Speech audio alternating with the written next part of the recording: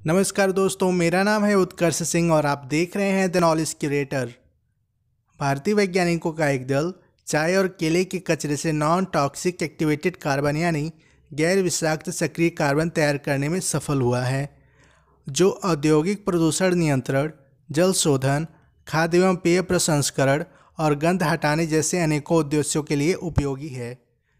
विकसित की गई ये प्रक्रिया एक्टिवेटेड कार्बन का संश्लेषण करने के लिए किसी भी विषैले कारक का उपयोग नहीं करती है। इस प्रकार ये किफ़ायती होने के साथ साथ गैर विषाक्त भी है।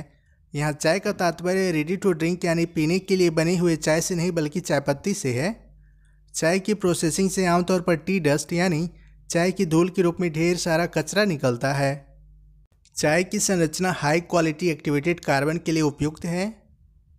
यद्यपि एक्टिवेटेड कार्बन के परिवर्तन के लिए तीव्र एसिड और बेस का उपयोग होता है, जिसकी वजह से तैयार उत्पाद विषाक्त हो जाता है और कई अनुप्रयोगों हेतु अनुपयुक्त हो जाता है।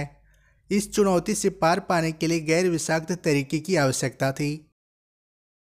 भारत सरकार के विज्ञान और प्रौद्योगिकी विभाग के एक स्वायत्तशासी संस्थान institute of advanced study in science and technology Guwahati के पूर्व निदेशक डॉक्टर NC तालुकदार और associate professor doctor Debashish Chowdhury ने चाय के कचरे से एक्टिवेटेड कार्बन तैयार करने के लिए एक वैकल्पिक एक्टिवेटिंग एजेंट के रूप में केले के पौधे के अर्क का प्रयोग किया।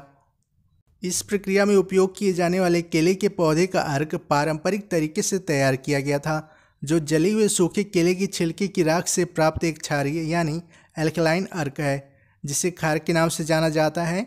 इसके लिए भीमकोल नामक केले को प्राथमिकता दिया जाता है। भीमकोल केले की एक स्वदेशी किस्म है जो केवल असम और पूर्वोत्तर भारत के कुछ हिस्सों में ही पाई जाती है।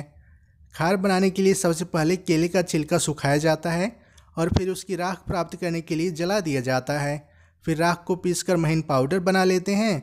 उसके पश्चात राख में पानी मिलाकर साफ सूती कपड़े से छान कर इस प्रकार हमें जो घोल प्राप्त होता है उसे हम खार कहते हैं। इस प्राकृतिक खार को यानी अर्क को कोल खार या कोला खार भी कहते हैं। इस अर्क का प्रयोग एक्टिवेटिंग एजेंट के तौर पर किया गया।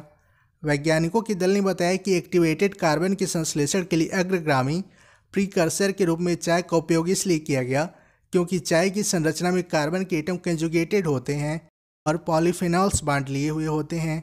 ये अन्य अग्रगामियों की तुलना में एक्टिवेटेड कार्बन की गुणवत्ता को बेहतर बनाता है। इस विकसित प्रक्रिया में किसी भी विषैले सक्रिय करने वाले एजेंट जैसे टॉक्सिक एसिड या बेस का प्रयोग नहीं किया गया है। इस प्रकार यह पहली बार ग्रीन प्रोसेस है क्योंकि पहली बार पौध की सामग्री को एक्टिवेटिंग एजेंट के रूप में प्रयोग किया गया है। एक्टिवेटेड कार्बन संश्लेषण की यह नई प्रक्रिया उत्पाद को किफ़ायती और गैर विषाक्त बनाती है। इस वीडियो में इतना ही। द नॉलेज क्यूरेटर से जुड़ने के लिए आपका धन्यवाद। मिलते हैं अगले वीडियो में।